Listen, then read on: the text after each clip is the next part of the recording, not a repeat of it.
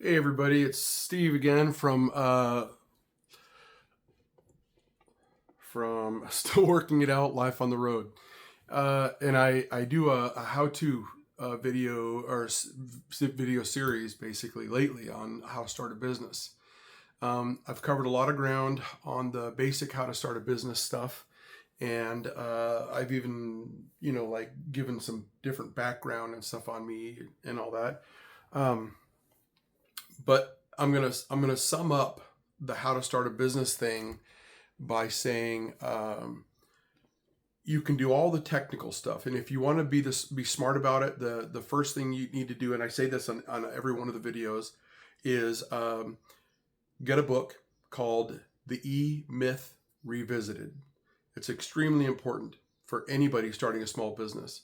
It explains why by far most small businesses fail, and you can avoid that stuff because that's a lot of heartache and a lot of wasted money and the whole bit. So get that book, read it, you download that book to Audible and listen to it while you're driving, things like that.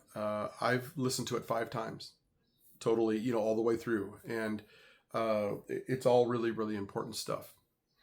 Um, and also the other thing is get a ChatGPT Plus account. It's $20 a month, and it's worth every penny. In fact, it's worth a whole lot more than that. But that can walk you through every single bit of the technical parts of starting a business. What paperwork you need, what kinds of things do you need to file, how to on the making up your business name, all those kinds of things. I've been researching that stuff for 30 years because I've had several businesses, and some of them have failed in the most obvious ways.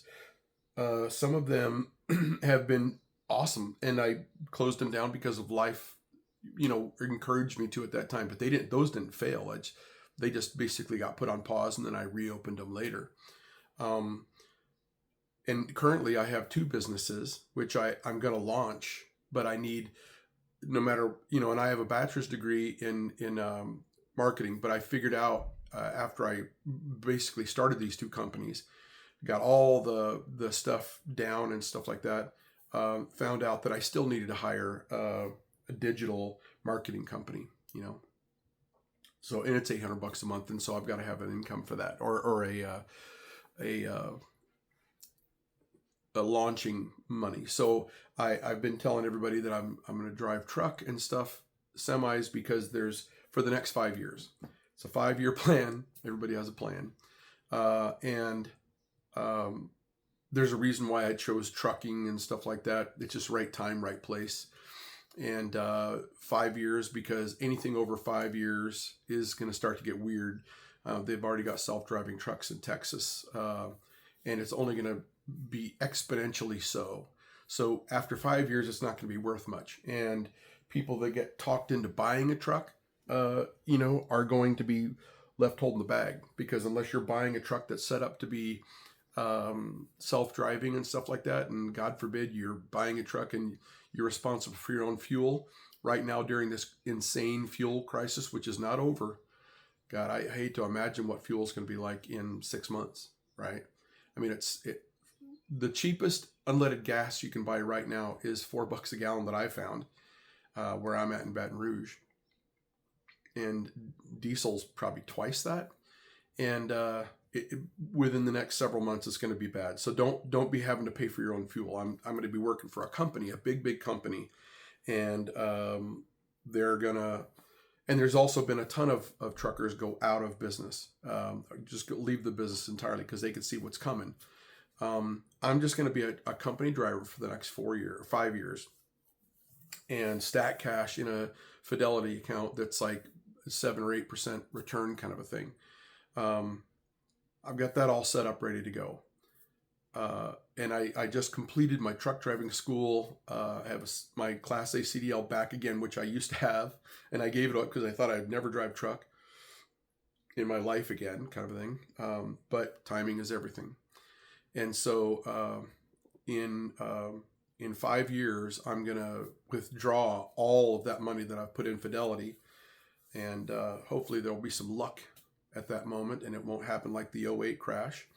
And it'll be on a high when I get ready to withdraw it. So still that I can launch the business, the businesses, both businesses, mainly one. It's Sunshine Home Cleaning LLC, and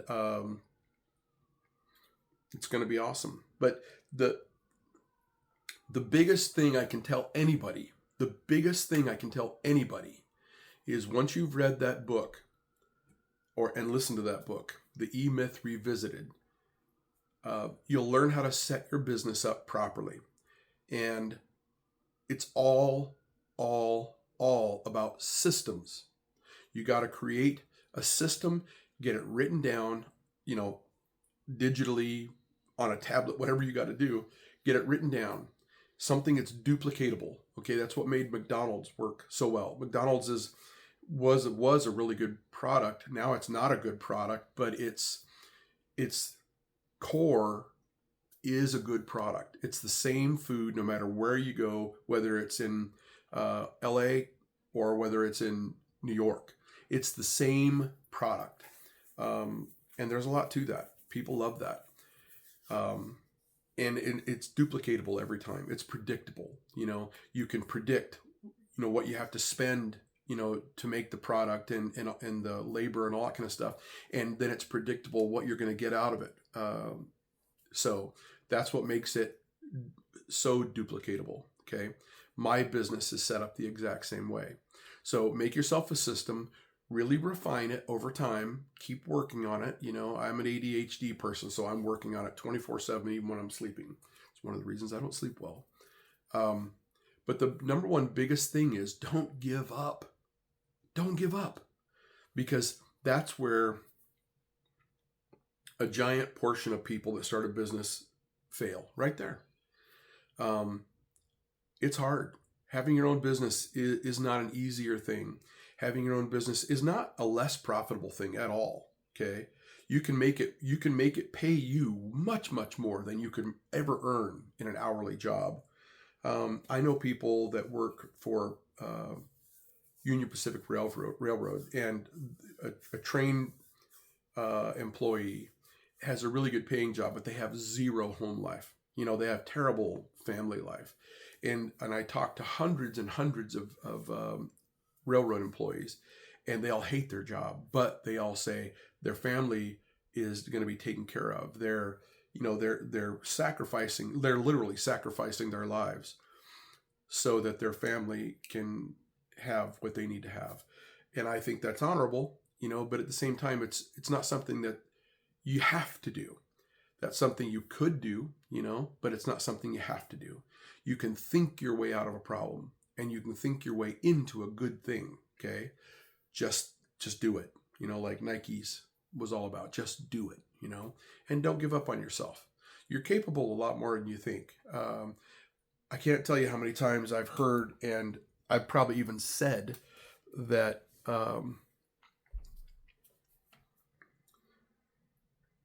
why should I have all the headache of having my own business when I can work for somebody else and just leave it at night? When I go home, my problems are over, for the work. I don't have to get up in the middle of the night. I'm not on call, all that kind of stuff. There's a lot of jobs on call. I mean, a doctor, people think of how awesome a doctor has it. They don't necessarily have it that awesome. They get called constantly about come back in for an emergency or who knows what. They don't always have it great. So every job, no matter where you go, has a kind of a sacrifice. The difference is if you own your own business, you can take almost anything that's a service-oriented business, which is, if you like people to some degree. I don't like too much exposure to people, to be honest, but I really am a people person, and I'm a nonstop talker, which is it's a horribly annoying to me, but I can't make it stop. And that's a lifelong problem. That's ADHD. Or at least that's a trait of it that I got from my mother. She was a nonstop talker. But I'm going to translate that into something, work stability or living stability for my wife. I'm 57, she's 57, and I don't plan on living that much longer. I mean, I'm a realist. My father died at 50, and I eat better and all that kind of stuff. But nobody's permanent so far. Our medical uh, sciences hasn't figured out how to make us a permanent thing yet. And so, no matter how much miracles can be whatever, they can't prevent accidents or even some diseases, today at least. And so my wife is going to live to be 100, I'm pretty sure, and she's one of those people, and comes from a long line of uh, long livers, and so I'm trying to set up something for her that within about 10 years from now will be relatively passive income, but with the exception that it's going to be her business, and she's going to be able to spend the rest of her life not having to work, not the business will run fine without her, but that she'll get a say. Okay. And so she'll always have a purpose. She'll always have the ability to take it in a direction she wants it to go. She's a very smart person, but she works for somebody else right now. They pay her really well, but she has to get up every morning. She has to be someplace. We travel for her work, kind of a thing and stuff. And, traveling's fun, but once in a while you'll wind up in a place you don't want to be necessarily, and I want passive income for her that she still gets to have some involvement with for her own, feeling of purpose. Right. And so the key to this is don't think your way into it, think your way into it, but don't give up. Planning is everything, but anybody can plan. Write your business plan down, and it doesn't have to be formal. Write your business plan down, and then change it and change it and change it, constantly whittling. To make it. You don't know what the statue is going to be, right? When you're the figurine that you're whittling out of wood. But the more you go, the more you kind of envision what it could be. And then, oh, no problem. That's one more shaving off, change your stuff up every day if you want to, 10 times a day if you want to. And that's what I've done now for years and years. And that's how I came up with the business plan that I have, which is flawless. I hate to say it, it's flawless. And I've changed it drastically over the years, I have a really bad memory in some things, but if it's something I'm really interested in, I have an impeccable memory, which is insane to me. But I can remember every iteration that I ever made of it, and that's how you go into business for yourself. It's your canvas. It's your creative expression. I always thought I would love to be an artist, secretly in the back of my mind, because I never saw anybody making money with that. So I was a carpenter, and then I was a deckhand on towboats, and then I was a security person, and I was getting into law enforcement and all kinds of things, in the military, and nothing seemed to fit. Nothing seemed to feel right. I would try it for, my rule was try it for a year, and get relatively good at it, to some small degree, not mastery, kind of a jack of all trades, but master of none, right?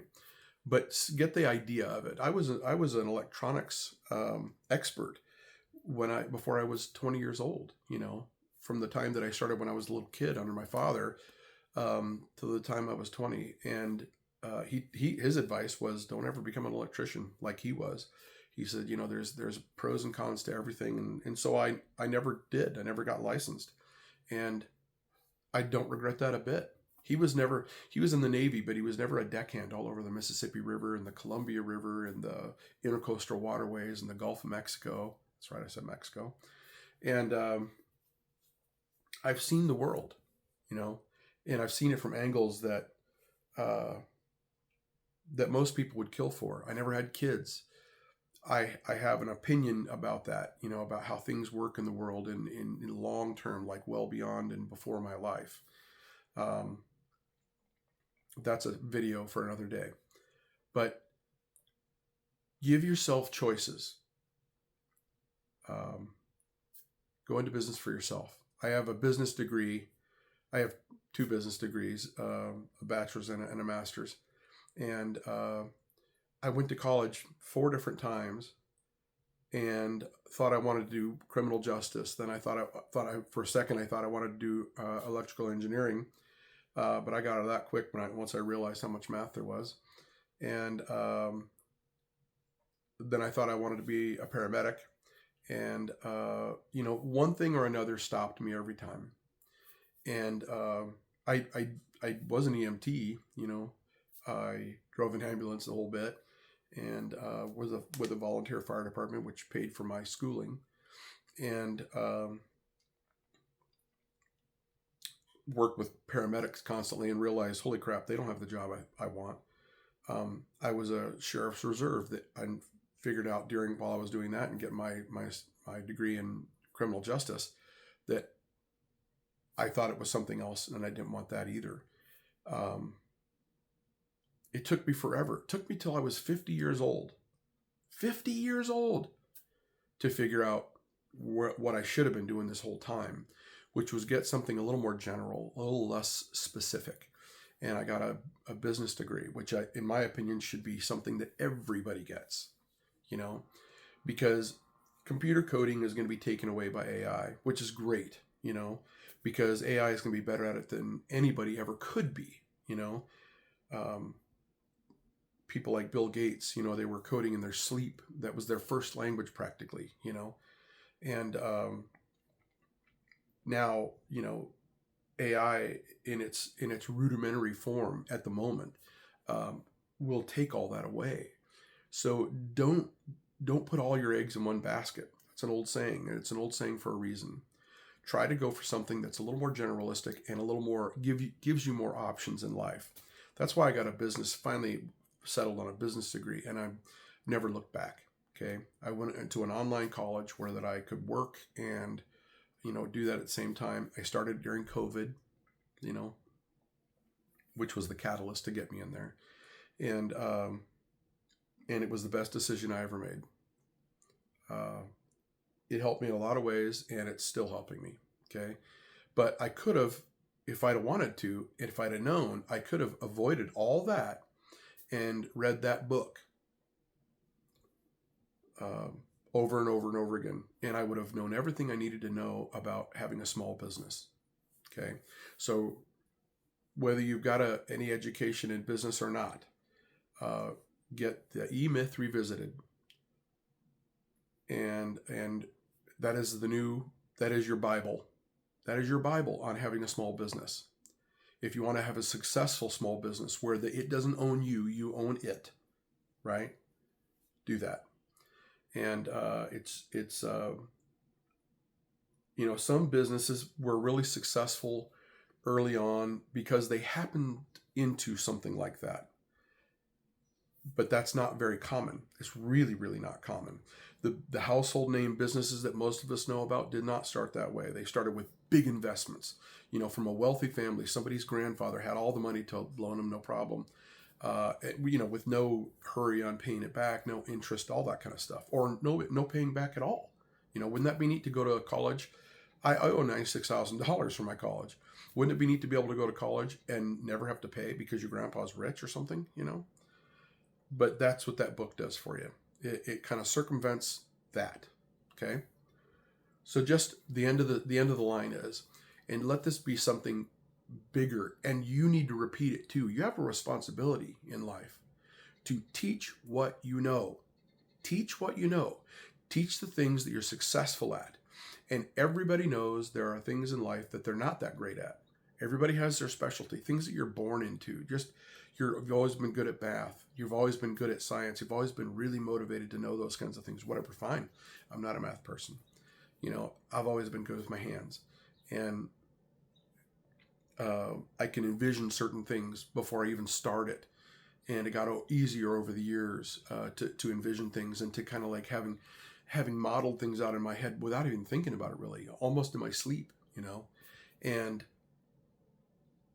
once I realized that, first off, you got to recognize your weakness points, and then emphasize your strengths, right? And be honest with yourself. now that you got ChatGPT Plus, everybody has a huge strength there. It's like having your best friend that always has time for you. They don't do anything but think about you, who also happens to know everything in the world and will give you advice anytime you want it, written. And that's invaluable. What I would have done with that, I would have owned the joint in the 80s if I had had that. But people that are in their 20s now with ChatGPT Plus, there's just no excuse anymore for not succeeding, for failure. And maybe you want to live in the jungle. Fine, no problem. Get some money together. Buy some land in Costa Rica. You can live in the jungle, and nobody will give you shit because you'll own the joint, right?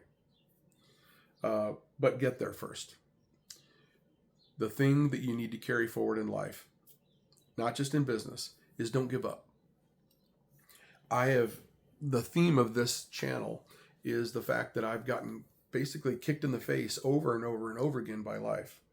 I heard this saying later in life that if you want to make God laugh, tell him your plans. And I thought how hilarious. That was actually made me laugh because from the get-go, from the time that I was 8 years old, I had big plans. 8 years old, who has plans at 8 years old, But I did. 8 years old all the way till I was 17. And some things conspired against me to screw me over, stuff that were way out of my hands, somebody talked me into something. Somebody that I loved that loved me talked me into something, and I didn't realize that they would have legitimate reason for talking me into something. And it ended up costing me that plan that I had from the time that I was 8 years old. It would cost me that whole thing. And then one little catastrophic thing after another. I mean, when I say catastrophic, life-changing, like, do you do the right thing? Do you use the honor that's in yourself and do the right thing?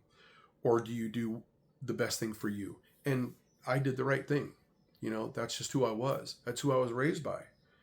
And one thing after another, and my original plan was just destroyed, And so I was kind of lost. I spent a couple of years just wandering the desert kind of thing, lost. And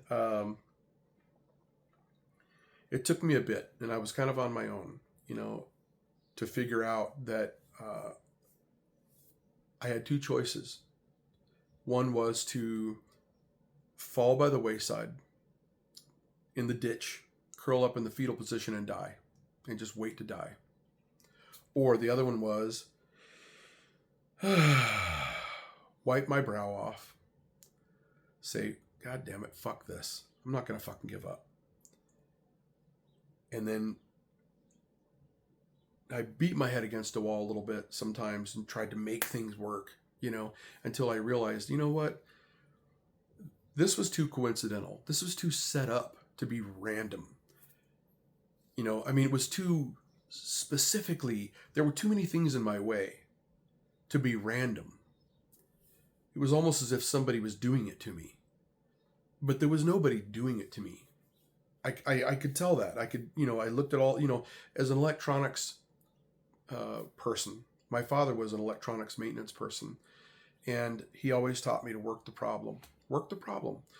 On a circuit board, there's 8 zillion parts, and it's either one of the parts or it's a link between parts. Something's burnt somewhere. A part's failing somewhere. If maybe it's even failing intermittently, but there's always a way to work the problem, figure out what's going on, to diagnose the issue, and then fix it, right? And I was able to carry that little piece of training that took me years as a child to use toward my life. Work the problem and figure my way out of it. Think my way out of it. Well, I did that, and I'm like, okay, this is the setup here. It's just, I had all my eggs in one basket, and then somebody came along and kicked that whole basket of eggs, and they're all fucked up, And I'm like, what the hell do I do now? I got no eggs, So I worked the problem, and I realized I needed to go another direction. So it was either that or roll over and die, or get a job in a factory, which would have been a killer to me, and just go to work the same every day, do the same exact thing every day until my youth is gone, right? Instead, I followed advice from my father, and that was do what you want, see the world, you know, you got to take care of your responsibilities. You know, if you make babies, you got to take care of the babies. You know, if you have a wife and a family, you have to take care of them. You know, you at least have to do your part. You know, your wife would do her part, you do your part, but you can't just fly off and explore the Amazon while you have a bunch of wife and kids and all that kind of stuff. You can't do that. So I didn't make kids, and I tried the wife thing, and that's kind of a long story, but I screwed the first one up by working all the time and by removing my wife from her support system because we moved across the country. And it took 7 years, but that marriage failed. And then, you know, the next move I made failed, you know, and then I didn't make a move like that for a long time. And it just like some things are out of reach or they're blocked or whatever when they shouldn't, when there's no reason for it, some things fall into place, and there's like, you didn't make it happen, you didn't do anything to make it fall into place. But it's, you know, I'm not a religious person. I grew up religious, and I pay very close attention to everything that seems to be important to me. You know, both by the time I was 15, I had read the Bible 5 times, just to give you an idea. My father had bought me an NIV Bible, which made me be able to understand it. You know, the these, thys, and thous didn't apply very well to my brain. And when he bought me the NIV Bible, I read it cover to cover 5 times by the time I was 15. My goal wasn't to find fault with the Bible. My goal was to better understand it. And by paying attention to that and then to life, I realized that religion is just bunk. There are I'm an agnostic. That's official. So I grew up in a Baptist church and in a Baptist family. My father was extremely devout. He grew up in the South, and I mean, even in his grade school and high school and stuff like that, they had religious class. One of the most embarrassing things to him was when he told me he got a D in his religious class one time. But he also gave me freedom. He was a good man. He was actually extremely intelligent. He fooled people that way because he had a Southern accent, and he was missing one of his eye teeth. It was classic. He kind of looked like a hillbilly, and he was proud of the fact that people always thought he was a hillbilly. It was hilarious. But he also, when he went into the Navy as a 17-year-old kid, he had never seen a TV before. And he passed the test, and he missed one question. And most people didn't do that well, ever. And he was selected for special duty for that. And he never ever told me or anybody else. I had to find out about it like 10 years after he died. Because he was in a book that somebody read and then told me about, and then told my mother about, and all this kind of stuff. And then I had to contact some of his old Navy friends, and sure enough, they were all spooks, you know. But my dad was the best gamble that way because he never even told his. I had a very high clearance when I was in the military, and he still never told me, and I saw him all the time, you know. Yeah, very interesting. But anyway, the business thing. Never give up. On life also, never give up. Life is going to kick you in the face. Your business. I've had how many businesses now? 3. Now that I have 2 businesses, I have had 3 businesses before, and now I have 2 more. So that's a lot of businesses for one person in their lifetime. I've been kicked in the teeth a couple of times for business stuff. You know, I mean, COVID killed my last business that I had before the ones that I have right now. I mean, it is what it is. I recognized it right away. It was not something that I could have avoided. You know, it's not something I could have planned around. It was just bad luck. You know, bad timing, bad luck. But by that time, I'd already had the rug pulled out from under me many times, and I had learned my lesson about not giving up. So See all the boxes and stuff behind me? Since I passed all that trucking school stuff, my next step is I'm traveling from Baton Rouge, where we're temporarily living. I think my wife's going to be leaving here in about a month and a half to go to wherever her work's sending her next. And I'm going to be going back up to our house in Iowa, taking all these boxes and crap back up there to store them. And then I'm going to start working for Prime as an over-the-road truck driver for the next 5 years to stack my money in a Fidelity account so that I can then draw it out and launch the businesses. I'm going to keep you guys. It's been a little while since I posted. I was trying to post, at least once a week, if not more. And now it's been probably 2 or 3 weeks. And probably some of you thought I was done or gave up on it. And I almost thought I was giving up on it. But, ADHD, squirrel, that kind of thing. I got distracted with some pretty high pressure for me stuff. And then I dealt with them. And I had the energy today.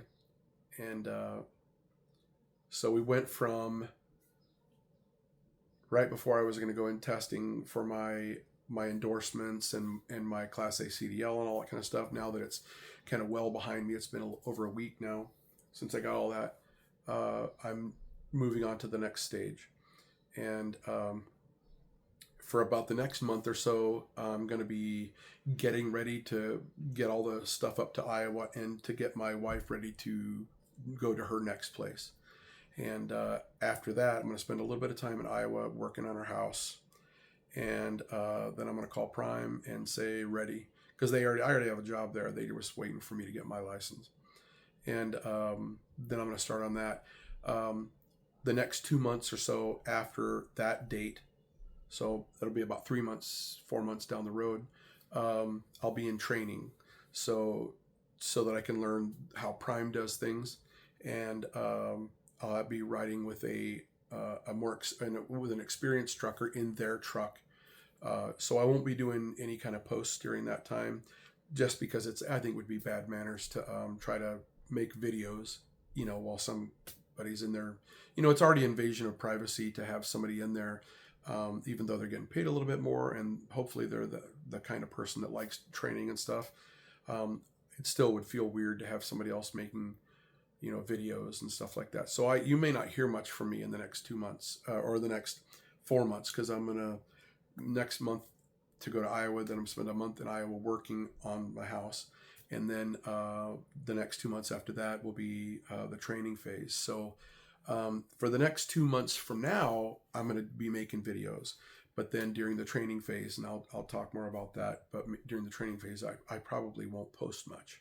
I might post a little, just letting you know where I'm at and stuff like that, but it'll be short stuff, no trainings. I'm also, during that time, I'm going to be thinking of different kinds of business trainings that I can do. With every year that I had 6 years of college, there was a lot of really good, really useful stuff, and there was a lot of stuff that seemed more like background ethics classes and things like that. I took, seems like zillions of ethics classes, and once you've taken one of those, if you are paying attention, and especially if you're already an ethical person, you understand what ethics are about. It's almost like they were trying to unlearn somebody that had no ethics or bad ethics or whatever into having good ethics. But I already had good ethics, and I'm already 50 years old. So, or I was at 50 years old when I started. So anyway, it's been 34 minutes. So I'm going to end this video, and I'll talk to you guys again soon. And stay positive. Don't talk bad about yourself, to anybody else. You think of it as just a conversation, but your brain is listening and it's recording that. If you feel bad about yourself, your brain will feel bad about yourself in ways that you don't realize, and it will hold you back. So talk positively about yourself, and never give up on life, never give up on your business, never give up on yourself. Most of all, the suicide thing is people giving up on something that's just very valuable.